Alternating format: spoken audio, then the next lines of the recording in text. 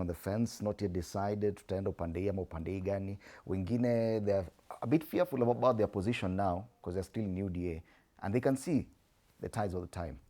What do you think will happen? Is this the beginning of an exodus from UDA? Is it going to be the first indication of people making resolute decisions?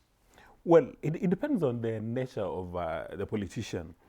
If you're a politician and your only interest is to win or retain your political seats, and you think there's a wave in Mount Kenya, and the only special purpose vehicle to deliver you to the National Assembly is DCP, if you've got many members of that thinking at the National Assembly, Senate, and the county assemblies, then there's going to be a stampede. Everybody will be looking for Mr. Riggy G to go and kiss his ring, because at least he has demonstrated from Ol Kalou that if you are a member of my political party, there's a very high probability of you winning.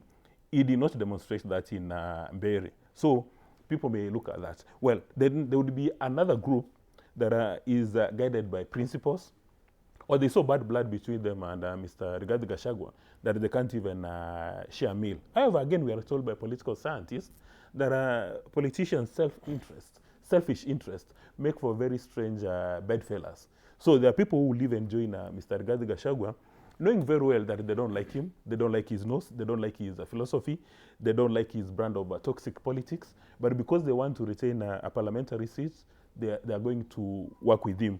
There are others, again, who would say that this Ol Kalou by-election has handed President Ruto a lemon and is going to make a lemonade. So they'll be asking, why is the vodka for us to make a lemonade?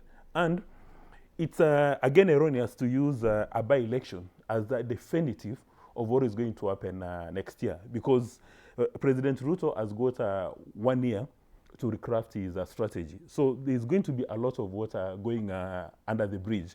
And if I were President Ruto today, in fact, I will treat this one as a strategic opportunity for me to go back to the drawing board using a blank sheet strategy. You know, go back with a clean piece of paper and a pencil and ask myself, do I want to win next year's election?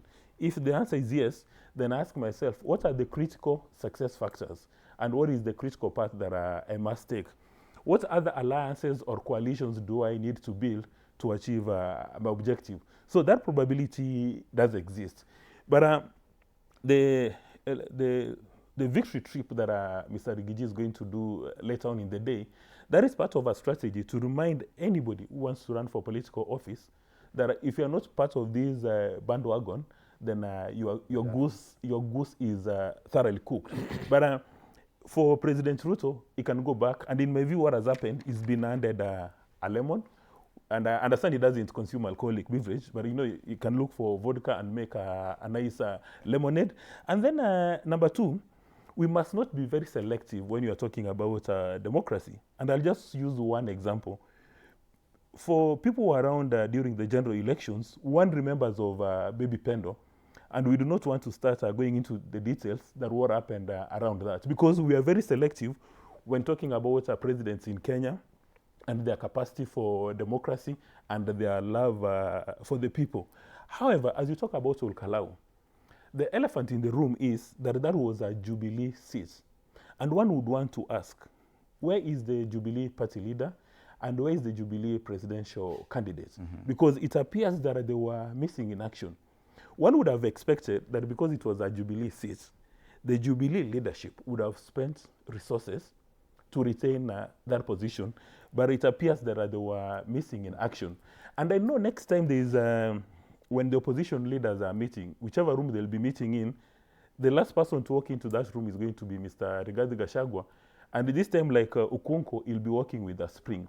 The last time he entered that meeting after being walloped in Mbeere, I suspect he walked there timid with his head covered in sweat. But this time around, when he goes into that room, he will be bubbling with energy.